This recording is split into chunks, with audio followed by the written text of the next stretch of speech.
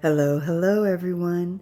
As always, I hope this video finds you in good health and in good spirits.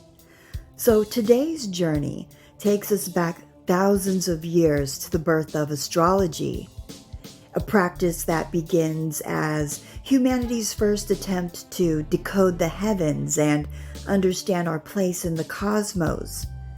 From the very beginning, humans looked upward.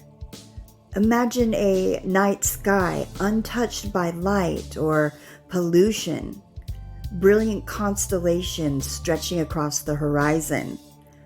For early humans, the stars weren't just beautiful, they were guides. The sun and the moon marked time. The stars guided navigation, and celestial rhythms hinted at the cycles of life and death and planting harvest. It was in Mesopotamia around 3000 BCE where astrology truly began to take shape. The Babylonians observed the planet's movements and began recording omens, believing that events in the heavens mirrored events on Earth. This principle, as above, so below, became the foundation of astrological thought. I recently did a video on as above, so below, so I'm going to include that in the description box so you could check that out later if you like. Meanwhile, in ancient Egypt, astrology intertwined with spirituality.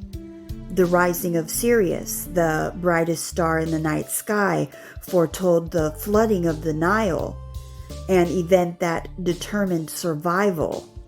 Temples were aligned with celestial bodies, and the pharaoh himself was seen as a child of the sun god Ra. Here, astrology wasn't just a prediction, it was divine order, linking the heavens to kingship and sacred time. By the time astrology reached ancient Greece, it evolved into a more philosophical system. Thinkers like Pythagoras and Plato explored the harmony between the cosmos and the soul. The Greeks blended Babylonian star charts with their own love of mathematics and myth, creating the foundation of horoscope astrology, the type we still use today, complete with zodiac signs. I've done a video on that as well, and I'll attach that so that you can check that video out too. The 12-sign zodiac, based on the path of the sun through the ecliptic, became a map of human character and destiny. Astrology was no longer just for kings and crops, it became personal.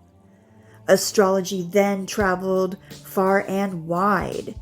In India, it became Jyotish, the science of light, deeply tied to karma and spiritual growth. In China, astrology was woven into cycles of yin and yang, the 5 elements, and dynastic rule. And in the Islamic Golden Age, scholars preserved and expanded Greek texts, refining astrological techniques that later returned to Europe during the Renaissance. Astrology in every culture reflected humanity's desire to see meaning in the skies, to bridge heaven and earth. Even in our modern world, where we send rockets to space and map galaxies, astrology endures. So whether you see it as science, symbolism, or spirituality, astrology remains a language of connection.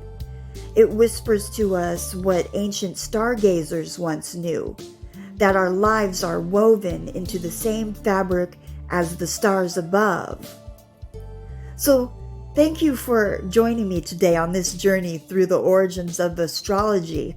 The next time you look up at the night sky, remember you're participating in traditions as old as civilization itself. So until next time, keep your eyes on the stars, and your heart open to their wisdom.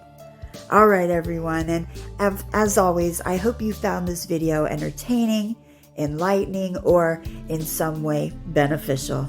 All right, everyone. Take care. Peace.